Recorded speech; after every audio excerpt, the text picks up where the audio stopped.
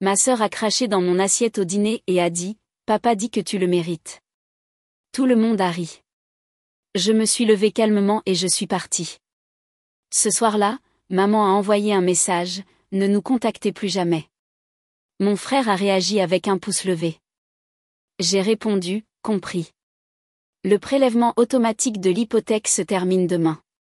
À 23h42, le chat a explosé.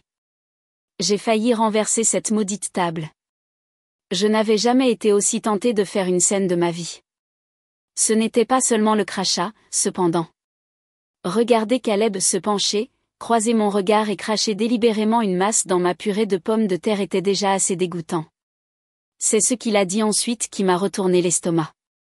Papa dit, « Tu le mérites. » Je me suis levée. Ma chaise a raclé le sol. Pendant une seconde, je n'ai même pas eu l'impression d'être dans mon propre corps. 10 ans ou pas, ce gamin savait ce qu'il faisait. Il savait exactement ce que ces mots signifiaient. Et la façon dont il l'a dit, fièrement, fort, comme si c'était une blague de famille à laquelle je n'avais pas accès, m'a donné envie de dire quelque chose qui aurait réduit en cendres tous les ponts de cette pièce. Mais je ne l'ai pas fait. Je me suis rassise complètement. Mes mains tremblaient. Pas parce que j'avais peur, mais parce que j'étais furieuse. Jenna a levé les yeux juste assez longtemps pour me faire un sourire narquois avant de retourner à son téléphone. Alex mâchait encore, visiblement imperturbable. Ma mère, de l'autre côté de la table, n'a même pas cligné des yeux. Elle coupait son pain de viande comme si de rien n'était. Comme si cracher dans une assiette était juste un mardi comme un autre. Puis Jenna a ri fort. Caleb a suivi, riant comme si c'était la chose la plus drôle qu'il ait jamais vue. Alex s'est essuyé la bouche et a marmonné quelque chose à propos du classique Caleb. Les lèvres de ma mère se sont légèrement retroussées en un sourire. Personne n'a dit que c'était mal. Personne ne m'a demandé si j'allais bien. J'ai réalisé à ce moment-là que je n'étais pas en colère contre Caleb. Pas vraiment. J'étais en colère contre eux pour l'avoir créé, pour l'avoir façonné à leur image, et pour s'attendre à ce que je continue de me présenter comme si rien de tout cela n'était arrivé. Comme si j'étais l'idiote pour être restée silencieuse pendant qu'ils me traitaient comme un guichet automatique ambulant avec un côté cible d'entraînement émotionnel. Je me suis levée à nouveau, cette fois calmement. J'ai pris mon sac, laissé mes chaussures près de la porte, suis sortie sans un mot, suis montée dans ma voiture et suis retournée à mon appartement pieds nus. En rentrant, je n'ai pas pleuré. Je n'ai appelé personne. J'ai juste mis la bouilloire en marche et je me suis assise là, silencieuse, à réfléchir. Puis j'ai ouvert mon ordinateur portable et je suis allée sur mon tableau de bord bancaire. Mon nom était lié au compte hypothécaire de maman. J'avais couvert les déficits pendant les derniers mois et demi. Silencieusement, automatiquement chaque mois, Jenna supposait toujours que j'allais bien et me faisait culpabiliser pour payer des choses qu'elle ne pouvait pas se permettre pour le moment. Alex avait emprunté de l'argent dont je savais que je ne reverrais jamais la couleur. Et d'une manière ou d'une autre, même s'ils avaient plus de soutien, plus d'éloges et plus d'amour en grandissant, j'étais celle qui devait se sacrifier. À 21h12, mon téléphone a vibré. Maman, ne nous contactez plus jamais. Aucune explication, aucun contexte, juste ça. J'ai fixé le message pendant une bonne minute. Puis j'ai tapé en retour. Compris. Le prélèvement automatique de l'hypothèque se termine demain. J'ai regardé le chat devenir silencieux. Puis à 23h42, il a explosé. D'abord, c'était Jenna. De quoi parles-tu? Ensuite Alex. Tu plaisantes, n'est-ce pas? Puis maman. Ne sois pas mesquine. Sarah. Puis un autre message de sa part. Tu es dramatique. Puis encore Jenna. Tu vas sérieusement planter ta propre mère. Puis Caleb a envoyé un emoji rieur. Puis un qui pleure. Puis un pouce vers le bas, et encore Alex. Pouce levé. Je n'ai pas répondu. J'ai éteint mon téléphone et je suis allée me coucher. Le lendemain matin à 7h03, on a frappé à ma porte. C'était Danielle, ma cousine. Elle tenait un café dans une main et un sac de Bagel, tout ce qu'il y a de plus parisien dans l'autre. Elle n'a pas attendu d'invitation. Elle est entrée, a posé les bagels sur mon comptoir et a souri. Il était temps, dit-elle. Je n'ai rien dit. J'ai juste versé 2 tasses de café et je me suis assise en face d'elle. Elle avait raison. J'aurais dû faire ça il y a des années. Daniel n'a pas demandé ce qui s'était passé en entrant. Elle m'a juste tendu du café et a dit, il était temps. Nous nous sommes assises à ma table de cuisine pendant que les bagels refroidissaient entre nous. Pendant un moment, aucune de nous n'a dit grand-chose. Puis elle a ouvert son ordinateur portable, m'a regardé et a dit, bon, il est temps de faire le grand ménage. Elle voulait dire littéralement et financièrement. Pendant que je jetais les rappels de ma famille, la veste que Jenna avait laissée ici il y a 6 mois, la manette de Nintendo cassée de Caleb que je devais apparemment réparer. Daniel a ouvert mes comptes bancaires, mes dossiers de prêt et la liste des prélèvements automatiques que je n'avais pas touchés depuis des années. Tu as payé leurs factures comme une comptable à temps plein, dit-elle. Pas étonnant qu'ils te traitent comme une employée. Il y en avait plus que je ne m'en souvenais. Mon nom était toujours lié au forfait câble de maman, au dentiste de Jenna il y a 2 ans, et même au compte Disney+ de la famille. Je continuais de payer le compte Netflix que seul Caleb utilisait. Chaque lien coupé, le prêt voiture de Jenna était plus délicat. J'avais été caution il y a des années quand elle m'avait dit qu'elle avait besoin d'aide juste pour 6 mois pour être approuvée. Elle n'a jamais refinancé, ni mentionné cela à nouveau. J'ai appelé le prêteur et j'ai déposé une demande de libération. Cela prendrait quelques semaines, mais ce serait fait. Daniel m'a regardé. Tu te rends compte de l'importance de tout ça, n'est-ce pas? J'ai hoché la tête, mais je ne le ressentais pas encore vraiment. Je me sentais juste plus légère, pas heureuse, juste pas écrasée. Dans les jours qui ont suivi, j'ai commencé à remarquer combien d'espace j'avais en plus dans ma vie. De l'espace réel. Je ne vérifiais pas constamment mon compte. Je ne recevais pas de textos passivo-agressifs sur l'argent ou les courses ou « Peux-tu emmener Caleb à son rendez-vous la semaine prochaine ?» J'avais du silence, un silence froid, encore étranger, et ça me plaisait. J'ai acheté un nouveau matelas, me suis fait couper les cheveux, je me suis inscrite à un cours de poterie le jeudi soir avec Daniel. C'était étrange de faire quelque chose juste parce que je le voulais, mais j'apprenais. Le groupe de discussion est resté mort. Pas un seul message. J'ai attendu, mais rien n'est arrivé jusqu'à 2 semaines et demie plus tard, quand Jenna a envoyé un seul texto. Tu es une humaine terrible. Caleb a pleuré quand il a appris qu'il ne pouvait pas aller à sa sortie scolaire. J'espère que ça te fait plaisir. Pas de salutation, pas d'explication, pas de responsabilité. Je n'ai pas répondu. Elle a suivi avec un mémo vocal de 48 secondes. Principalement des cris, quelque chose à propos de la loyauté, de la famille. Sa voix s'est cassée quand elle a mentionné Caleb. Puis elle s'est coupée en pleine phrase. Je ne l'ai pas écoutée 2 fois. Daniel m'a dit de la bloquer. Je ne l'ai pas fait. Pas encore. Une partie de moi voulait voir jusqu'où ils iraient. À quoi ressemblerait le désespoir quand les droits acquis s'épuiseraient. Quelques jours plus tard, Daniel m'a envoyé une capture d'écran d'un post Facebook que Jenna avait fait. C'était une campagne GoFundMe intitulée « Aide Caleb à traverser une année difficile ». La photo montrait Caleb souriant avec un sac à dos. La description était vague, quelque chose à propos de déjeuners impayés, de factures médicales soudaines, et comment certains membres de la famille avaient choisi de s'en aller. Il y avait un don, 10 € de notre mère. Cette partie m'a piqué. Daniel me l'a envoyé sans légende. Je l'ai juste regardé. Je n'ai pas fait de don. Je n'ai pas demandé à quoi servaient les factures médicales. Je n'ai pas partagé le post, mais cela a provoqué un changement en moi. Je n'étais pas coupable. J'étais alerte.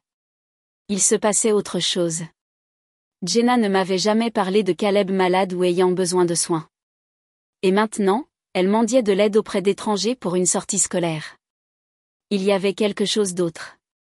Daniel a remarqué que je fixais l'écran et a dit « Tu ne leur dois rien, tu sais ». J'ai hoché la tête, mais je continuais de penser au mot « médical ». Parce que si quelque chose était vraiment arrivé à Caleb, il ne l'admettrait jamais. Pas avant d'être à court d'options. Une autre semaine de silence passa, et pour une fois, je ne l'ai pas passé à attendre leur prochain coup. J'étais occupée. J'avais mon cours de poterie du jeudi avec Daniel. Je me suis inscrite à un club de lecture le week-end à la bibliothèque du centre-ville, et j'ai enfin commencé à dormir toute la nuit. Un sommeil profond et ininterrompu. Fini les réveils à 2 heures du matin pour vérifier si Jenna m'avait envoyé un message demandant une autre petite faveur. Je commençais à croire qu'ils étaient vraiment partis cette fois-ci. Mais ça ne dure jamais, n'est-ce pas? C'était jeudi. Je venais de quitter le cours et je marchais vers ma voiture avec un latte à la vanille quand mon téléphone a vibré dans la poche de mon manteau. Numéro inconnu, pas de message vocal. Je n'ai pas répondu. Moins d'une minute plus tard, un message est apparu. C'était Jenna. Je sais que tu me détestes. Tu as toutes les raisons de le faire. Mais Caleb est malade.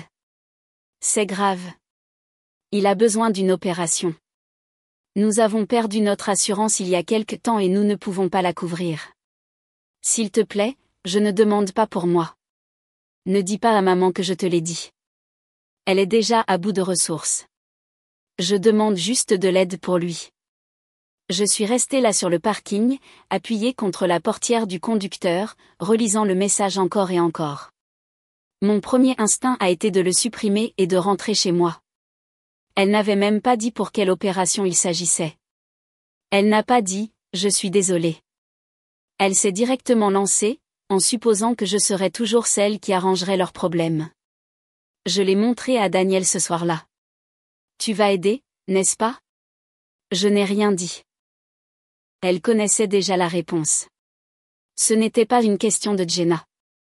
C'était une question d'enfant. Malgré toutes les choses horribles qu'il m'avait faites et dites, il avait 10 ans. Il était le reflet de ceux qui l'élevaient et qui le laissaient penser que cracher dans la nourriture de quelqu'un était drôle. J'ai consulté mes finances à nouveau. J'avais réussi à économiser un peu depuis que je les avais coupées. Pas grand-chose, mais assez. J'ai fait les calculs, regardé les factures à venir, et je me suis posé une question. Est-ce qu'aider Caleb me ferait perdre le sommeil? Si je ne le faisais pas. J'ai répondu à Jenna. Je paierai 40%. Pas plus, pas moins.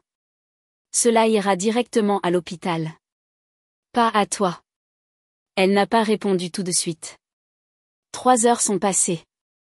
J'étais déjà au lit quand elle a enfin répondu.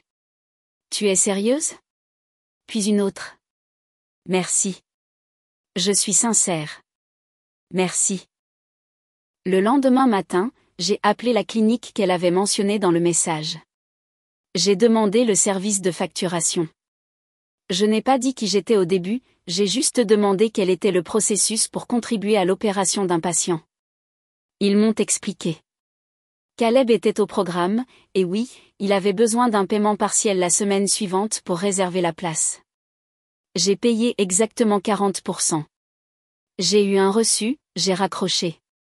3 heures plus tard, mon téléphone a sonné. Le nom de ma mère s'est allumé sur l'écran. Je n'ai pas décroché. Elle a laissé un message vocal.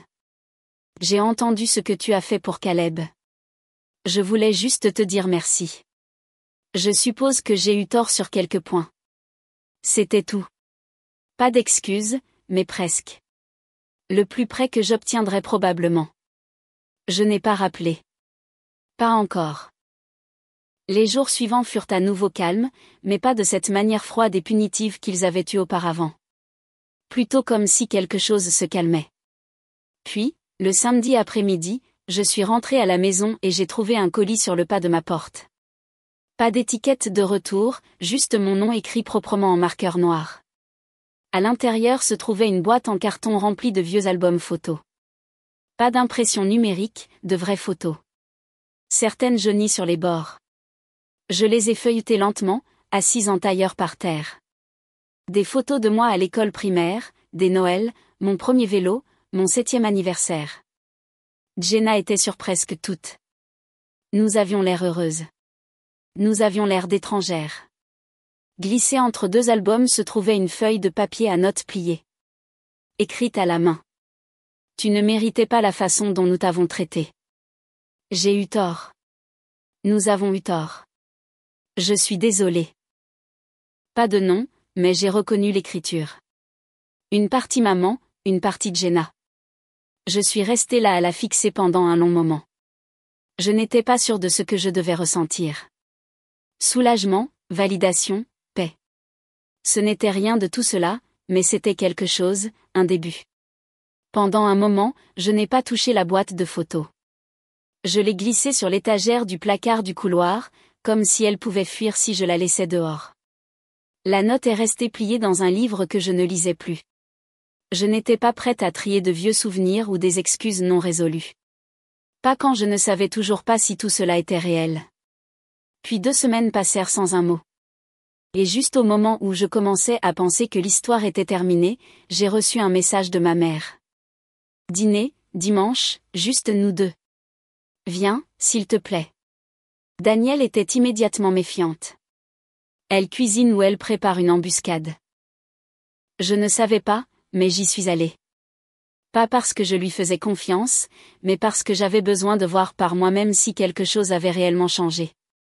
Je n'ai rien dit à Danielle avant d'être garée devant la maison. Elle a menacé de venir me chercher si je ne textais pas toutes les heures. C'était calme quand je suis montée.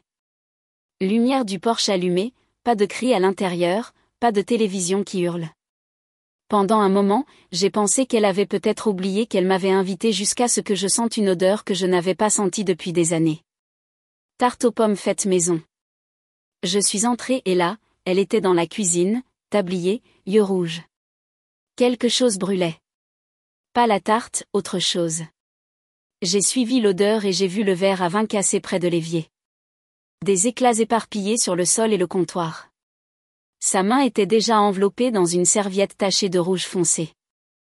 Elle a essayé de faire comme si ce n'était rien. A dit qu'elle l'avait laissé tomber plus tôt, qu'elle avait oublié de le nettoyer. Je l'ai nettoyé pour elle. J'ai rincé la coupure, bandé sa main. Nous n'avons pas beaucoup parlé. Pas à ce moment-là. Elle s'est finalement assise à la table de la cuisine pendant que je finissais de mettre la table. Pain de viande, haricots verts. Pas sophistiqué, mais familier.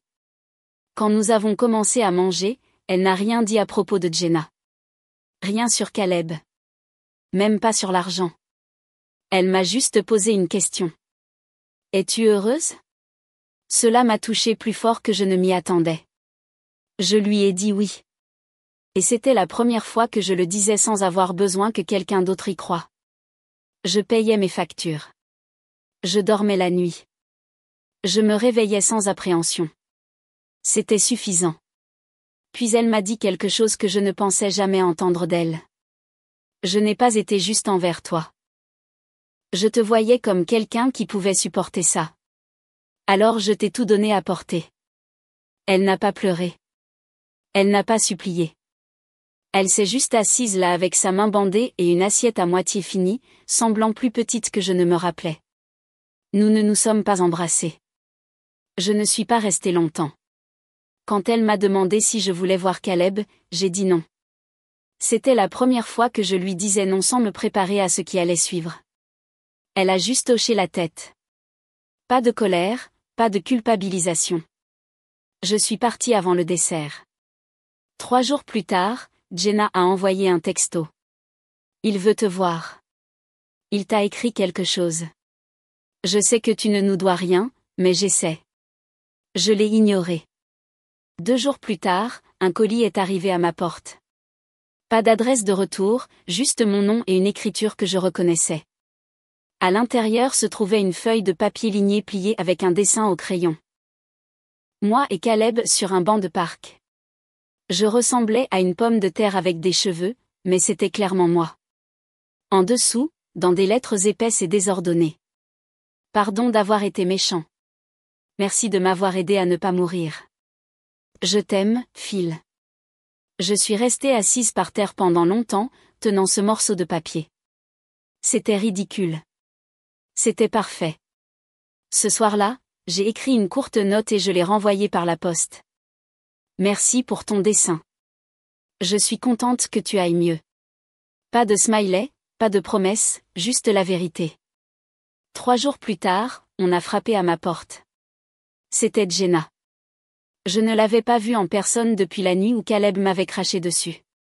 Elle avait l'air complètement différente. Pas de maquillage, cheveux en queue de cheval lâche.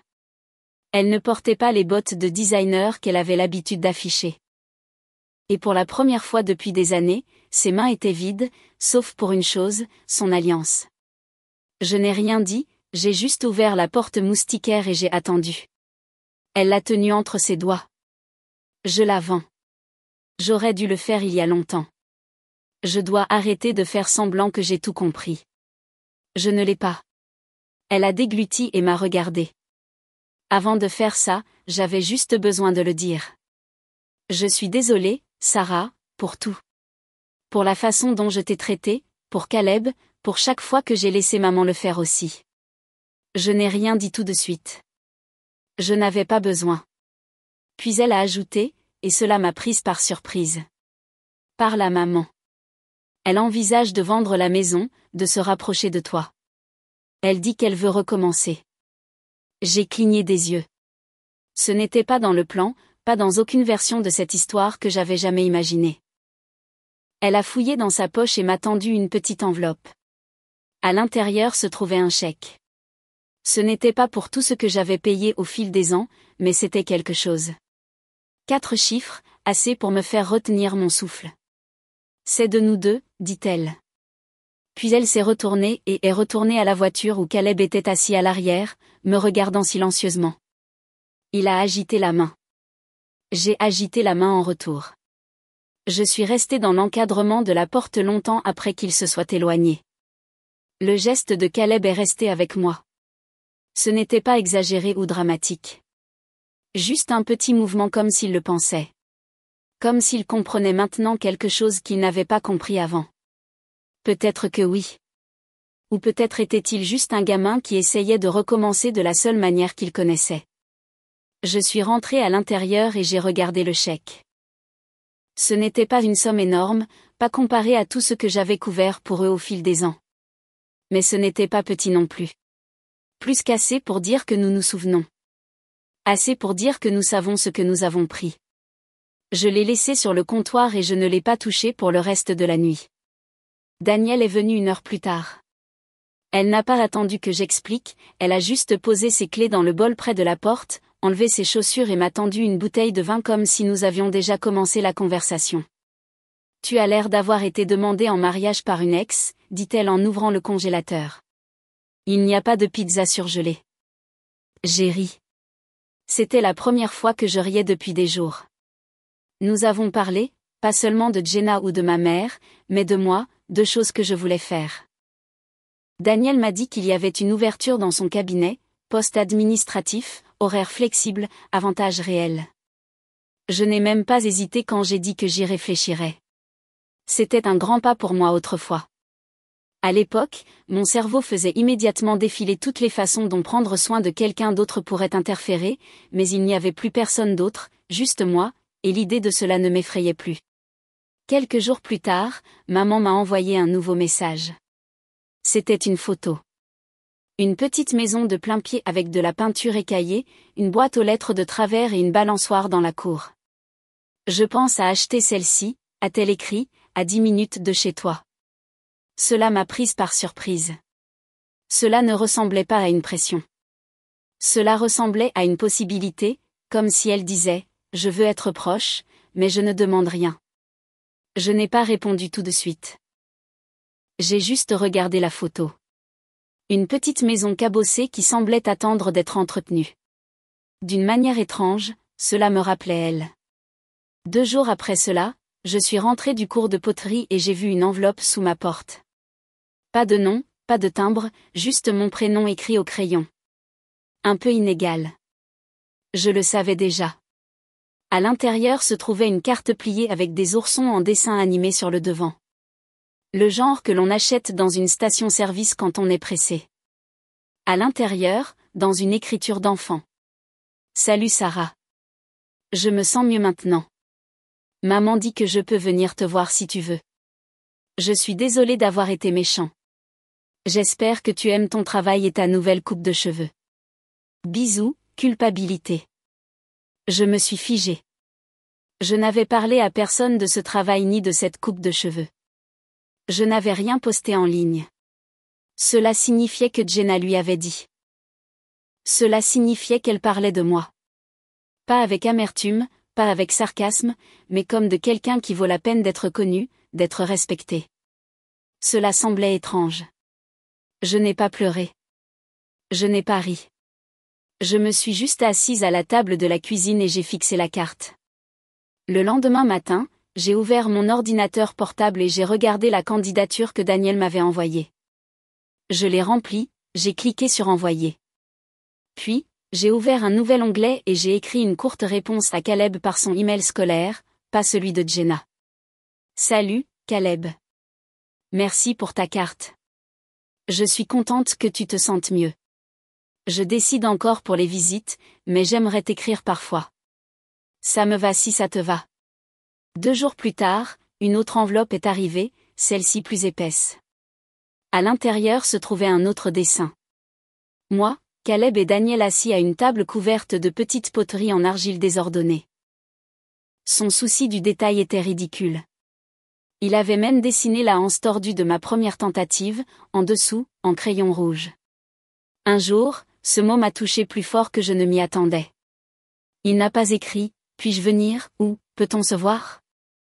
Il m'a juste donné de l'espace. Un jour, il me laissait choisir. Ce soir-là, je me suis assise sur le bord de mon lit avec le dessin sur mes genoux, pensant à combien de temps j'avais imploré de l'espace et à la rapidité avec laquelle ils avaient l'habitude de le remplir avec leurs urgences, leurs besoins, leur chaos. Et maintenant, soudainement, tout était à moi. J'ai plié délicatement le dessin et je l'ai glissé dans le même livre où je gardais la première note de maman. Puis j'ai pris mon téléphone et j'ai envoyé un message à Daniel. Est-ce que j'y arrive ? L'automne est arrivé vite. Les feuilles à l'extérieur de ma fenêtre sont passées du vert à l'ambre presque du jour au lendemain. Cela faisait 3 mois depuis la chirurgie de Caleb, 2 depuis que j'avais pris le poste au cabinet de Daniel, et environ 4 semaines depuis que j'avais eu des nouvelles de Jenna. Je pensais que le silence serait déconcertant, mais ça ne l'était pas. C'était la paix. Le travail n'était pas glamour, mais c'était stable. J'avais une routine maintenant. Un café du même coin chaque matin, un bureau près de la fenêtre, et des collègues qui ne s'attendaient pas à ce que je répare leur vie. Daniel et moi faisions du covoiturage la plupart des jours. Elle ne l'a jamais dit, mais je pouvais dire qu'elle aimait avoir ma présence. J'aimais ça aussi. Un jeudi soir calme, mon téléphone a vibré. Qui était maman ? Elle avait acheté la maison. Le message était simple. Je l'ai fait. La clôture s'est passée. Je déménage dans 2 semaines. Tu n'as pas à aider, mais j'aimerais te cuisiner quelque chose une fois installé. J'ai fixé le message pendant un long moment. Puis j'ai répondu, un dîner, c'est tout ce que j'accepte. Quelques jours plus tard, une autre lettre est arrivée. Celle-ci n'était pas de Caleb. C'était de Jenna. Dactylographiée, signée. Pas de dessin, pas de pic passivo-agressif caché entre les lignes, juste une page entière de clarté.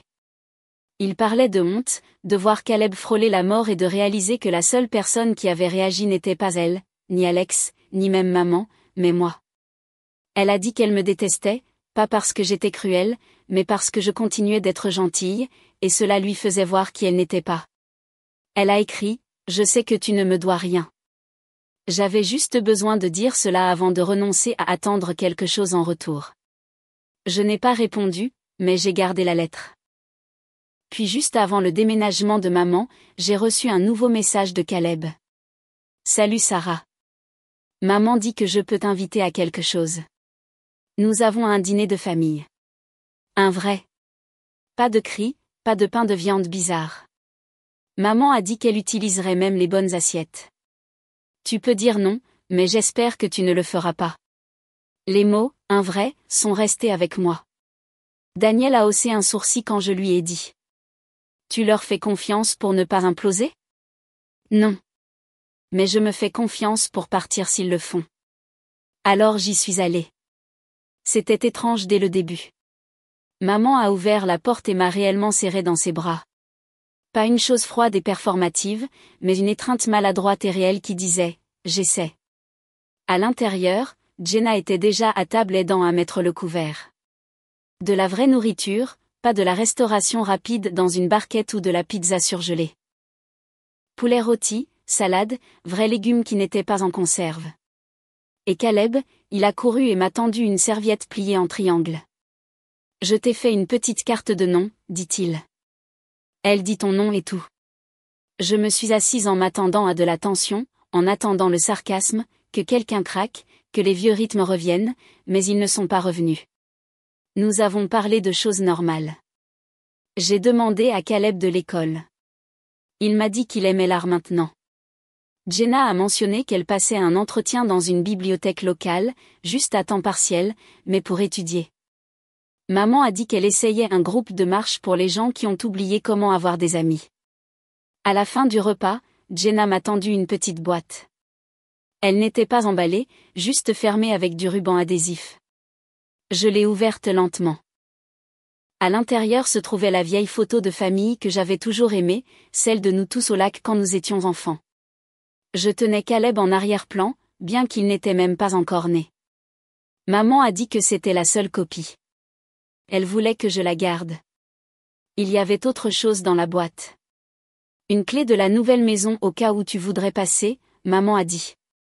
Ou partir. Sans engagement, juste c'est à toi aussi, si tu le veux.